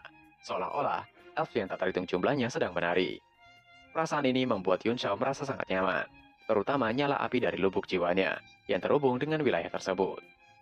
Yang kemudian bocah Kunwu ngiler dan memohon untuk memasukkan dirinya ke wilayah api ini. Menyerap esensi api Li akan membuatnya tumbuh lebih cepat. Yun Xiao berutang budi padanya setelah mengekstraksi kekuatan jiwanya terakhir kali. Sekarang Yun Xiao harus membayarnya. Yun Xiao mengkerut namun ada sedikit senyuman. Meskipun pohon ilahi Kunwu telah hidup selama bertahun-tahun, itu masih seperti anak kecil. Dia menurunkan tangannya, dan pohon ilahi Kunwu segera jatuh dari langit. Ketika dekat dengan tanah, akar yang tak terhitung jumlahnya keluar dari dasarnya dan menusuk ke bumi. Segera wajah bocah Kunwu menunjukkan ekspresi bahagia. Dia segera terbang menuju pohonnya dan berbaring dengan nyaman. Tapi, mendengar kata-kata Yun Xiao yang mengatakan, ia akan meminjam lagi kekuatan jiwa di saat ia memerlukan. Kata-kata Yun Xiao membuat bocah Kunwu mengkerut kering dingin. Tiba-tiba, indera ilahi Yun Xiao bergerak dan mengungkapkan ekspresi bahagia. Dia bergumam pada dirinya sendiri. Apakah Gunung Meru telah terbuka? Butuh beberapa waktu agar wilayah ini diaktifkan sepenuhnya. Bahkan jika itu diaktifkan, itu harus menunggu sampai ia keluar. Wujud jiwanya terus berada di tablet alam ilahi. Ia terus melakukan teknik Dewa Alam Besar. Tubuh utamanya muncul di ruang rahasia. Dia duduk bersila dan mulai membaca mantra. Simbol aneh muncul di telapak tangannya. Pada saat ini suara gemuruh yang datang dari kehampaan di atas kota Martial Flame semakin keras dan keras. Langit di atas kota Martial Flame sedikit buram dari waktu ke waktu. Itu terlihat juga mulai retak, dan kekuatan tatanan alam mulai menyebar ke seluruh kota. Semua orang dikejutkan oleh kekuatan luar biasa. Ada suara yang meminta untuk semua orang tenang. Ini pertanda bahwa Gunung Meru akan terbuka. Kedua ruang saat ini terhubung, dan ada getaran spesial yang tersebar. Tidak ada bahaya, jadi tidak perlu panik. Suara kultivator itu datang dari langit. Segera semua seniman bela diri di kota menjadi tenang dan diam-diam merasakan kekuatan yang luar biasa. Di sisi Ding Er, yang bersama dengan Bai Li Gongjin mengatakan, Gunung Meru akan dibuka, mengapa Tuan Muda Yun belum keluar? Wajah Ding Er penuh kecemasan. Dia telah mencoba memasuki rumah Tuan Kota beberapa kali, tapi dia telah diusir dengan paksa dan tidak dapat bergerak 1 inci pun ke depan. Bai Li Gongjin juga mengerutkan kening. Dia melihat ke arah rumah Tuan Kota dan mengatakan, tampaknya itu adalah batasan yang sangat kuat. Bahkan ia tidak bisa melihatnya. Namun Yun Xiao bukanlah seorang yang tidak mengetahui batas kemampuannya. Ia pikir dia akan segera keluar. Memikirkan gaya Yun Xiao yang tidak dapat diprediksi, Ding Er merasa sedikit lega dan menghibur dirinya sendiri. Mungkin, untungnya, itu hanyalah pertanda. Ia tidak tahu kapan itu akan benar-benar muncul.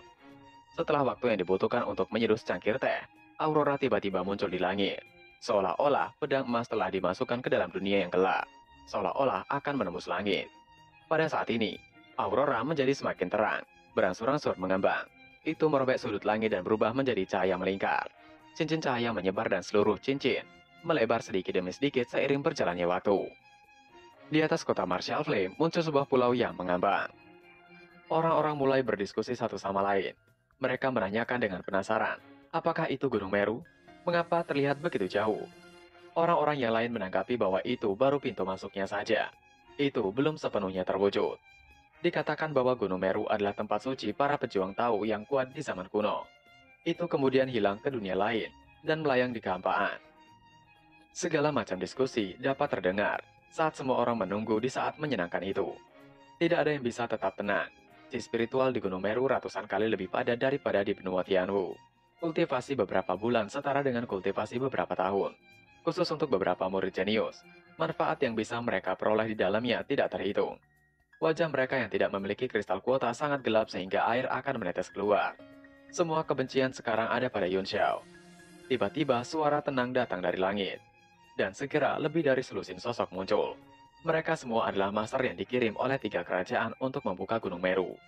Kebanyakan dari mereka adalah petugas penegak hukum yang pernah bertugas di Pulau Qianghua. Tidak lain adalah Wang Xiaolong, Tu Lei, dan Fang De, dan ada 2 sosok lelaki yang menangani masalah formasi sebelumnya di bagian belakang. Wang Xiaolong yang memimpin mengatakan, meskipun nampaknya pintu masuk ke Gunung Meru itu dekat, tapi sebenarnya sangat jauh. Mereka harus memecahkan ruang dan menyeberangi kekosongan untuk sampai di sana. Huang Xiaolong dan Tu Lei kemudian menangkupkan tangannya kepada kedua pria tersebut, bahwa mereka akan menyusahkan tetua Liu Kun dan Zhang Gao. Mereka berdua hanya mengangguk dan akan melakukannya. Zhang Gao menanyakan kepada Liu Kun, haruskah mereka memulainya? Liu Kun menganggukkan kepalanya. Mereka berdua mulai mengeluarkan kuas besar, sebesar tubuh mereka dan membuat gerakan menggambar. Gerakan mereka persis sama, dan simetris dari kiri ke kanan. Salah satunya bersinar dengan cahaya kuning, sementara yang lainnya bersinar dengan cahaya hijau. Ketika gambaran mereka selesai, terlihat sebuah mural atau formasi terbentuk di udara. Itu mirip seperti pohon bersinar di atas mereka. Setelah beberapa saat, sebuah pohon tumbuh dari formasi tersebut. Itu menjalar perlahan. Semakin lama, semakin banyak menjalar menuju ke udara tanpa henti. Walaupun tidak ada akar, itu tetap kokoh. Setelah waktu yang dibutuhkan untuk menyeduh teh, pohon itu akhirnya berhenti tumbuh setelah menyentuh bebatuan melayang di atas, yang tidak lain adalah pintu masuk Gunung Meru. Mereka mengikat dengan kuat dan tidak akan ada yang mampu melepaskannya. Liu Kun berkata dengan suara yang dalam, pintu masuk Gunung Meru sudah dibuka. Semuanya harap berbaris dengan gunakan kristal kuota mereka untuk memasuki jembatan pohon. Siapapun yang memiliki kristal kuota akan diberi hak untuk memasuki Gunung Meru. Jika membuat masalah, maka kristal kuota akan direbut dan dilarang untuk masuk. Lebih dari 10.000 orang di bawah segera menjadi gempar dan sangat bahagia. Saat yang mereka tunggu-tunggu akhirnya telah tiba.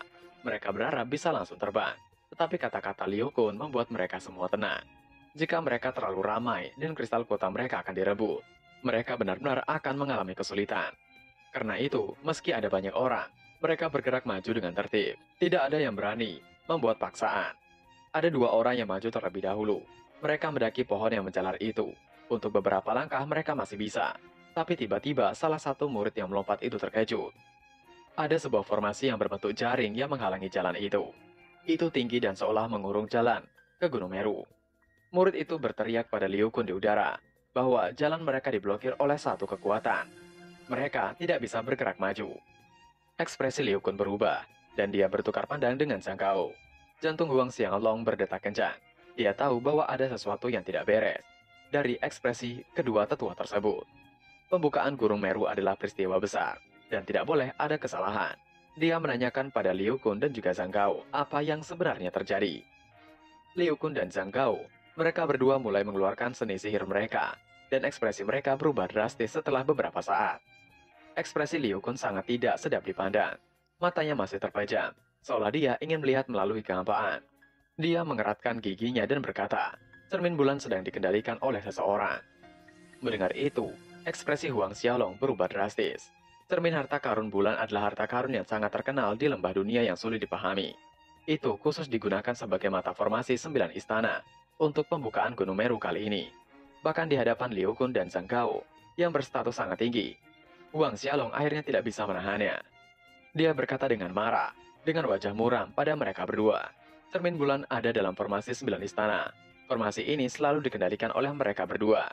Sekarang mereka mengatakan itu dikendalikan oleh orang lain. Bukankah itu terlalu lucu? Baik Liu Kun dan Zhang Gao tertegun sejenak. Mereka tiba-tiba teringat apa yang terjadi 2 hari yang lalu. Tampaknya pria kemarin itu benar-benar berhasil mengendalikan formasi. Namun formasi 9 istana ini hanya digunakan untuk menjaga ketertiban dan mencegah kekacauan pertempuran para prajurit. Apa gunanya orang itu mengendalikan formasi ini? Mungkinkah Ali yang tidak mendapatkan kuota menghancurkannya karena ketidakseimbangan yang ekstrim di hatinya? Untuk sesaat, keduanya memiliki spekulasi yang berbeda dan ekspresi mereka sangat jelek. Tiba-tiba datang Feng De mendekat menanyakan pada Liu Kun dan Zhang Gao. Apa yang harus mereka lakukan sekarang? Bukan masalah besar bahwa 9 formasi itu dicuri. Kuncinya adalah bagaimana mengirim para murid ke Gunung Meru. Dia melanjutkan dengan mengurutkan kening saat ini. Semua orang termasuk mereka sedang dibatasi oleh formasi. Mereka tidak dapat menggunakan kekuatan penuh. Mengapa mereka tidak bekerja sama untuk membuat lorong kosong? Sekarang, tidak hanya seluruh wilayah selatan, tapi seluruh wilayah yang ada di benua Tianwu sedang mengawasi mereka. Jika mereka membuat kesalahan besar dan gagal dalam perjalanan ke Gunung Meru ini, bagaimana mungkin mereka masih memiliki wajah untuk berdiri di benua Tianwu? Tule yang tiba-tiba datang membenarkannya. Itulah satu-satunya cara sekarang. Jika tidak, tanggung jawab untuk masalah ini terlalu besar. Mereka tidak ada yang mampu menanggungnya. Semua orang setuju dan akan bergabung. Tiba-tiba seberkas cahaya keluar dari kota Martial Flame dan melesat ke arah penghalang itu. Di dalam cahaya, ada sosok seseorang pria muda berdiri di atas pedang, dan wajahnya menunjukkan ekspresi ejekan. Dia menoleh untuk melihat yang lain dan berteriak. Dirinya Lu Qingcheng. Ia akan pergi dulu. Untuk sesaat, ekspresi semua orang sangat jelek. Mereka semua menatap Lu Qingcheng dengan iri dan cemburu. Karena Lu Qingcheng berhasil menembus penghalang. Mereka tidak mengerti bagaimana dia bisa melakukan perjalanan menuju penghalang itu tanpa dibatasi oleh formasi. Lu Qingcheng sangat bangga. Dia bukan murid dari Pegunungan Selatan. Meskipun chi sejati di tubuhnya dibatasi, pedang di bawah kakinya adalah pedang Jingsu. Peringkat ketujuh. Itu telah disempurnakan oleh para tetua sejak dia masih muda. Tiba-tiba terdengar suara yang dingin di udara, yang mengatakan, Tuan muda masih belum masuk. Siapa yang mengizinkan pria itu untuk masuk lebih dulu? Sebuah kaki yang begitu besar yang terbentuk dari formasi muncul, dan mengarah pada Lu Qingcheng. Bai Ligongjin dan Ding Er menyadari pemilik suara itu. Hati semua orang bergetar. Ding Er dan Bai Ligongjin menatap langit dengan terkejut. Suara itu adalah milik Yun Xiao. Ding Er berharap Yun Xiao tidak melakukan hal yang lebih lagi. Kaki yang terbuat dari formasi itu bergerak mendekati Lu Qingcheng. Itu bergerak dengan cepat. Ding Er yang menatapnya dengan ketakutan, dan sangat khawatir ia bergumam. Jika Yun Xiao melakukannya lagi, itu akan menjadi bencana yang besar. Mata Lu Qingcheng berkontraksi, dan pedang Jisuo di bawah kakinya memancarkan cahaya hijau. Itu segera memadat menjadi benda besar berbentuk pedang yang menyelimuti seluruh tubuhnya. Dan dia bergegas maju menuju telapak emas besar itu. Sinar cahaya keemasan dan hijau langsung berbenturan. Di bawah pengaruh sinar pedang, tangan emas benar-benar menunjukkan tanda-tanda runtuh. Lu Qingcheng sangat gembira. Dia mengangkat kepalanya dan dengan bangga mengatakan, pedang Jingsuo, tuan muda ini, dapat memotong gunung dan membelah lautan. Apakah masih ingin menghentikannya hanya dengan kaki raksasa itu? Lu Qingcheng menyebut dirinya sendiri dengan sebutan tuan muda. Namun, sinar pedang milik Lu Qingcheng menghilang, dan kaki raksasa itu terus bergerak dengan slow motion. Itu menabrak pedang yang digunakan untuk terbang. Lalu, kepala terlebih dahulu yang menabrak telapak kaki. Dan yang terakhir, itu menabrak tubuh Lu Qingcheng dengan keras. Suara Yun Xiao terdengar lagi dan dia mencibir. Lu Qingcheng berani menyebut dirinya sendiri dengan sebutan tuan muda di depannya. Ia awalnya hanya ingin menghentikannya, tapi sekarang ia akan menghajarnya hingga menjadi dendeng. Telapak kaki raksasa itu mendorong Lu Qingcheng dengan keras. Terus mendorong. Itu seberat gunung. Menekan Lu Qingcheng. Para seniman bela diri di sekitarnya yang melihat kaki itu mendekat terbang dan tersebar ke segala arah. Dan kemudian itu terjatuh. Telapak kaki raksasa menekan pedang dan menghantam tanah menyebabkan ledakan yang mengguncang bumi. Wajah Fang De juga pucat. Dia tiba-tiba berteriak, Liu Xiao jangan mempersulit mereka. Dia berteriak 3 kali berturut-turut, tetapi tidak ada yang menjawab. Di bawah, Ding Er merasa seperti berada di ambang kehancuran. Dia 100% yakin bahwa pria itu adalah Yun Xiao. Dia pusing hingga berkunang-kunang hampir binasa. Dia mengutuk Yun Xiao sebagai orang gila. Dengan cara ini, Yun Xiao benar-benar menyinggung semua kekuatan di seluruh wilayah selatan. Bailey Gongjin juga merasa pusing, seolah dia sudah bisa melihat Yuan Shao dibuat debus menjadi ribuan bagian oleh kekuatan besar. Sosok Lu Chengcheng merangkak keluar dari lubang dan mendarat di sampingnya.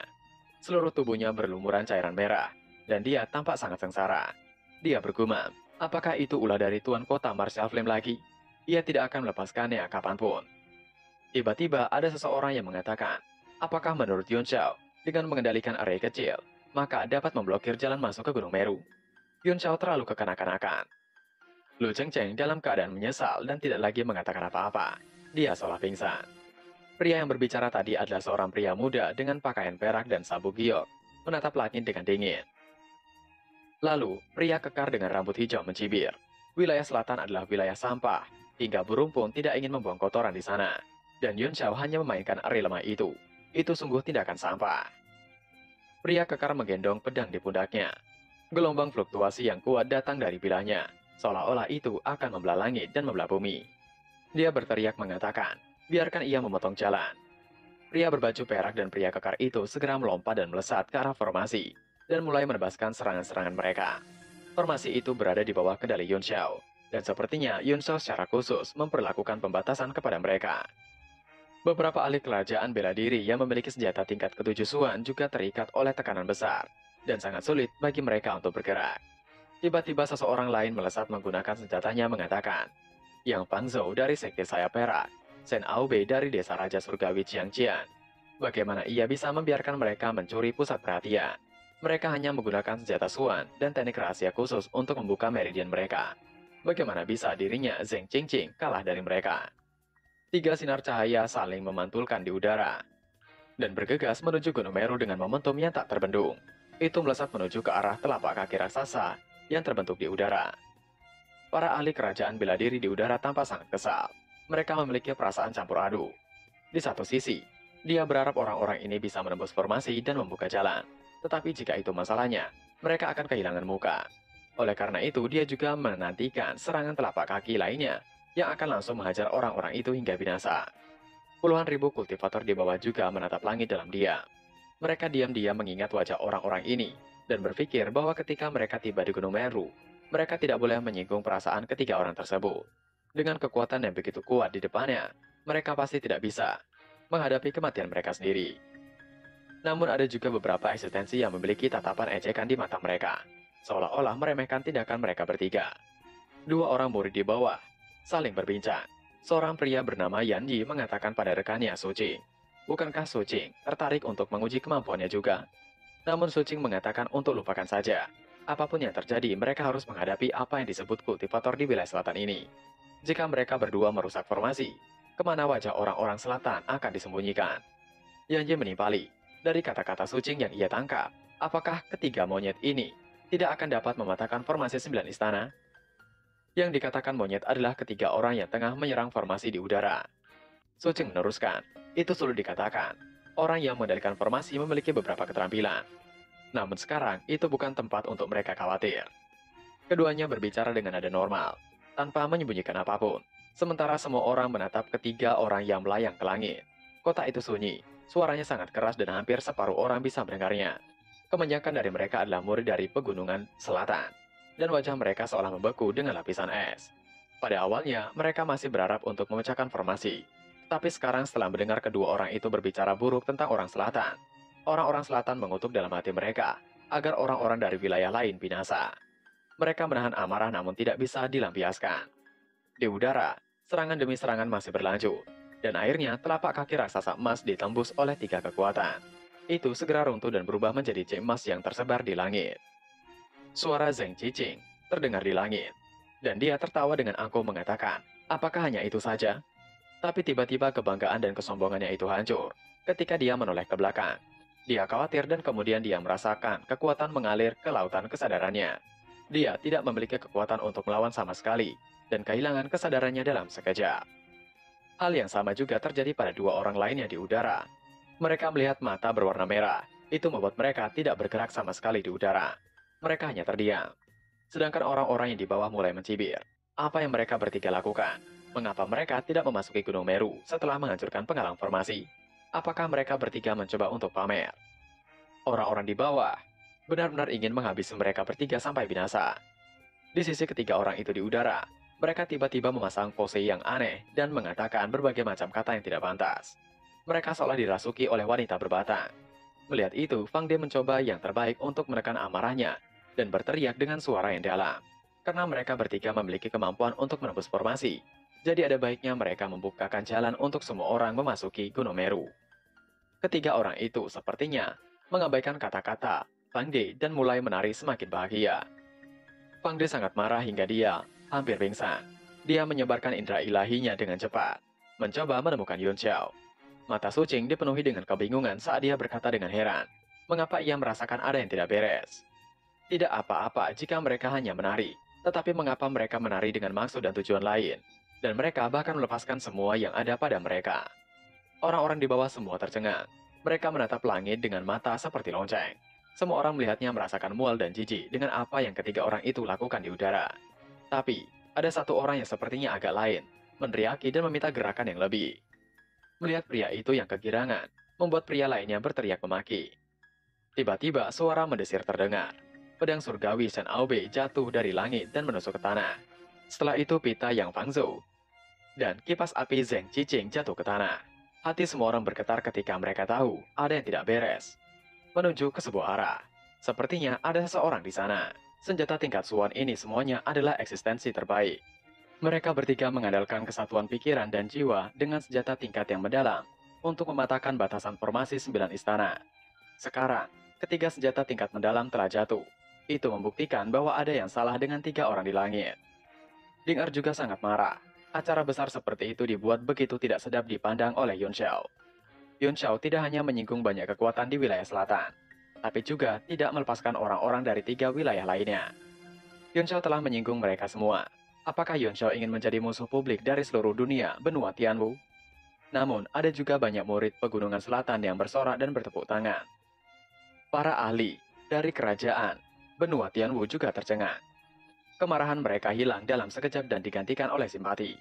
Ketiga orang ini semuanya adalah anak-anak kesayangan surga dan akan menjadi penguasa masa depan suatu wilayah. Sekarang mereka telah melakukan hal seperti itu di depan ribuan orang. Bagaimana mereka bisa memantapkan diri mereka sendiri di masa depan? Sucing dan Yan Yi juga benar-benar terpana. Yan Yi menelan ludahnya dan berkata dengan suara kering kepada Sucing. Bukankah Sucing baru saja mengatakan bahwa Sucing hanya akan menyerang jika sesuatu terjadi pada ketiga monyet itu? Semuanya terserah padanya sekarang. Seluruh tubuh Sucing gemetar, dan dia buru-buru menimpali. Bagaimana ia bisa? Ketiga ahli ini 100 kali lebih kuat darinya, namun mereka tetap seperti ini. Jika dirinya pergi untuk membantu, ia hanya akan menjadi umpan meriam. Ia tidak bisa melakukannya. Ada banyak murid muda di kerumunan yang ingin mencobanya, tapi sekarang mereka semua diam seperti jangkrik di musim dingin. Tangan mereka dingin. Saat seluruh kota Martial Flame dalam keadaan aneh ini, suara tenang Yun Xiao terdengar lagi. Dia mengatakan, agar semua orang tidak menjadi tidak sabaran, ia telah secara khusus mengatur agar tiga orang menari untuk dilihat semua orang. Tapi ia tidak menyangka, ketiganya begitu kotor dan memiliki hobi seperti itu. Itu hanyalah pelanggaran moral publik. Yun Xiao mendecih meneruskan, ia tidak menyangka, orang-orang wilayah timur memang ajaib.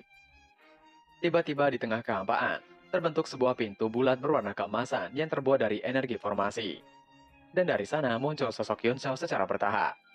Dia melihat ke bawah dengan acuh tak acuh dan berkata dengan tatapan mengejek. Bagaimana? Apakah semua orang puas dengan ini? Dengar dan semua orang yang melihat kehadiran Yun Xiao akhirnya menatap tajam. Mereka sudah menebak itu adalah ulah Yun Xiao. Perbuatan dari orang yang bahkan tidak takut untuk binasa. Yun Xiao melirik ketiga pria di kejauhan. Dia merasa mual dan wajahnya menjadi sedikit pucat. Dia buru-buru melambaikan tangannya. Dan segel spiritual terbang keluar dari telapak tangannya. Dia berterima kasih atas pertunjukan mereka untuk menghibur semua orang. Wajah ketiganya benar-benar tidak sedap dipandang. Itu bagaikan kehabisan tenaga. Mereka bertiga langsung jatuh dari langit dan mendarat di samping senjata mereka. Tanpa menunda, para penanggung jawab datang dan mengatakan itu benar-benar Yun Xiao yang melakukannya. Hati Fang De bergetar, meskipun dia mengenali suara Yun Xiao sebelumnya, tapi dia masih sulit menerimanya. Setelah melihatnya dengan mata kepalanya sendiri, dia baru meyakini itu adalah Yun Xiao. Dia mengatakan, apakah Yun Xiao tahu bahwa dia telah menyebabkan bencana besar? Yun Xiao yang melihat mereka mendekat, masih diam dan hanya memandang mereka dan menunggu hingga mereka sampai kepadanya. Yun Xiao kemudian mengatakan untuk Fang De tidak perlu takut. Itu bukan masalah besar. Ia hanya bermain-main dengan junior itu. Mendengar Yun Xiao mengatakan ketiga orang itu adalah junior, membuat Fang De memuntahkan seteguk cairan merah. Yun Xiao sendiri hanya berpenampilan seperti anak berusia 15 tahun. Namun dia berani memanggil orang lain sebagai junior sambil berdiri di udara. Masa langsung pingsan, namun semua orang menatapnya, ingin melihat apa yang Yun Xiao lakukan. Yun Xiao terkekeh dan melambaikan tangannya. Tiba-tiba karakter aneh jatuh dari langit membentuk jalan yang mengarah ke Gunung Meru. Itu tersusun seperti membentuk sebuah tangga bebatuan yang tersusun. Yun Xiao mengeluarkan sebuah toa dan menggunakannya untuk mengumumkan bahwa akhir-akhir ini ia sedikit kekurangan uang, jadi ia ingin mendapatkan uang untuk dibelanjakan. Jalan itu adalah miliknya secara pribadi dan tidak ada hubungannya dengan mereka memasuki Gunung Meru. Tentu saja, jika mereka ingin melewati jalan miliknya itu, mereka hanya perlu membayar beberapa primordial stone. Pang De, Huang Xiaolong, dan Tu Lei terkejut mendengar pengumuman itu. Dan tidak hanya tiga mereka, kerumunan di bawah langsung mendidih saat mereka mengutuk. Yun Xiao terlalu berhati hitam. Berapa banyak uang haram yang Yun Xiao peroleh sejak orang-orang memasuki kota? Mau tidak mau, ada yang bertanya. Dirinya telah memiliki kristal kuota. Jadi ia tidak perlu membayar biaya, bukan? Dan ia membeli kristal kuota dari Yun Xiao. Yun Xiao menanggapi tertawa. Mengapa ia harus peduli jika mereka memiliki kristal kuota? Kristal kuota itu dikeluarkan bersama oleh tiga kekuatan utama dari Pegunungan Selatan. Jika mereka semua ingin menghormatinya, pergilah ke mereka. Ia hanya penguasa kota kecil Martial Flame, dan ia tidak memiliki kemampuan untuk bertanggung jawab atas kristal mereka. Waktu tidak menunggu siapapun. Mereka tidak tahu kapan pintu Gunung Meru akan tertutup. 5 juta primordial stone kelas menengah untuk masuk. Mendengar jumlah itu, membuat semua orang menyemburkan cairan merah dari mulut mereka. Mereka mengeratkan gigi, dan juga mengutuk Yun Xiao yang tidak manusiawi. Memeras lagi semua orang dengan 5 juta primordial stone. Senyum Yun Xiao membeku ketika dia menunjuk ke arah pria yang memarahinya dengan mengatakan, khusus untuk pria itu adalah 10 juta. Tidak ada tawar-menawar. Pria itu memuntahkan seteguk cairan merah lagi dan pingsan di tanah. Pada saat ini, seorang tetua berjubah hitam di antara kelompok ahli kerajaan bela diri tidak dapat menahannya lebih lama lagi. Dia maju selangkah dan mengatakan kepada Yun Xiao, tahukah Yun Xiao bahwa dengan melakukan ini, Yun Xiao tidak hanya menyinggung kekuatan seluruh wilayah selatan, tapi Yun Xiao juga telah menyinggung semua wilayah utama di benua Tianwu. Saat itu, bahkan jika Yun Xiao lari ke ujung bumi, Yun Xiao tidak akan dapat menemukan tempat persembunyian. Yun Xiao berdiri dan memberinya tatapan dingin saat dia berkata dengan senyuman menghina. Menurut tetua itu, apakah para pemula ini bisa mewakili seluruh benua Tianwu? Jangan membuatnya tertawa. Bolehkah ia bertanya sekte mana tetua itu berasal? Tetua berjubah itu mendengus dingin dan mengatakan dengan angkuh. Dirinya berasal dari kuil serigala perang kerajaan Tianxing, yang setara dengan sekte pemecah emosi dan sekte permata surgawi di wilayah selatan. Ia akan memberi saran kepada Yun Xiao, karena niatnya baik. Yun Xiao menanggapi dengan singkat. Ia mengerti dan tidak mengatakan banyak hal lagi. Yun Xiao melambaikan tangannya untuk menyela. Mengatakan lagi dengan dingin melalui toa, bahwa harga masuk untuk semua murid kuil serigala perang kerajaan Tianxing adalah 10 juta primordial stone kelas menengah. Siapapun yang berbicara omong kosong, ia akan menaikkan harganya lagi. Semua orang menarik nafas dingin, terutama para murid kuil serigala perang kerajaan Tianxing. Wajah mereka menjadi hijau dan langsung tercengang. Tetua berjubah juga tertegun sejenak. Matanya dipenuhi dengan ketidakpercayaan. Setelah beberapa menit, dia akhirnya bereaksi dan meraung marah. Sepertinya Yun Xiao mencari kematian. Ini tidak hanya merupakan tantangan bagi martabat kuil, tapi juga merupakan tantangan bagi martabatnya. Selama bertahun-tahun, dia mengamuk di kerajaan Tianxing. Bahkan keluarga kerajaan harus menghormatinya dan bersujud kepadanya pula. Penguasa kota dari kota kecil Kekaisaran Dasflim ini berani mempermalukannya. Dengan sangat marah, dia membuang seberkas cahaya dingin dan melesat menuju Yun Xiao. Yun Xiao mengatakan bahwa tetua itu terlalu tua dan kacau. Apakah tetua itu ingin memanfaatkan senioritas untuk menyerang wilayahnya? Yang kemudian Yun Xiao mengulurkan tangannya dan membuat gerakan meraih. Seketika, di bawah terik matahari, dan ratusan pedang emas terbentuk di sekitarnya. Seketika, tetua berjubah itu berhenti. Kekuatan itu semakin lemah dan semakin lemah, karena terhalangnya formasi 9 istana tanpa debu. Bagaimana itu bisa menjadi tandingan pedang cahaya keemasan matahari yang agung? Itu menghilang dalam sekejap, seperti sungai yang mengalir ke laut tanpa satu gelombang pun. Momentum pedang cahaya emas Matahari yang agung tidak berkurang saat berhenti di depannya dan melewatinya. Sirkulasi Chi tetua berjubah itu dibatasi, dan dia tidak bisa bergerak tepat waktu. Dia langsung ditodong oleh pedang cahaya, tapi pedang-pedang itu berhenti ketika tetua berjubah itu berlutut. Yang kemudian Yun Shao mengatakan, ia telah menjaga ketertiban kota Martial Flame akhir-akhir ini, dan ia tidak akan membiarkan tetua berjubah itu binasa. Di saat berikutnya, Chi pedang yang banyak itu perlahan menghilang. Tetua berjubah itu seolah tidak memiliki kekuatan ketika berlutut di hadapan Yun Shao. Orang-orang yang mengenakan penutup wajah mulai berbicara dengan terkejut. Mereka mengatakan dengan ketakutan, Yun Shao benar-benar gila. Yun Shao tidak hanya gila. Apa yang dia lakukan tidak berbeda dengan menyeret kota Martial Flame ke dalam kehancuran. Mereka merasa kuil serigala perang akan segera mengeluarkan kekuatan penuh dan meruntuhkan kota Martial Flame. Segala macam bisikan bisa terdengar. Ahli yang tersisa dari 3 sekte utama semuanya berdiri di udara. Benar-benar tercengang. Situasinya benar-benar di luar kendali. Dan seluruh pemandangan tidak lagi berada di bawah kendali mereka. Ini adalah sesuatu yang tidak pernah mereka impikan. Di seluruh pegunungan selatan, bahkan jika seseorang memiliki kemampuan, siapa yang berani menerima kecaman dunia dan menentang seluruh pegunungan selatan? Bukankah ini orang gila yang mencari kebinasaannya sendiri? Pada saat ini, realitas absurd tepat di depan mata mereka, dan mereka tidak bisa tidak mempercayainya. Tapi Yun Chao terlihat tenang dan tidak menganggapnya serius sama sekali, yang kemudian mendengus dalam hati. Mereka pikir siapa dirinya. Dia adalah seseorang kultivator martial sovereign yang bernama Gu Feian.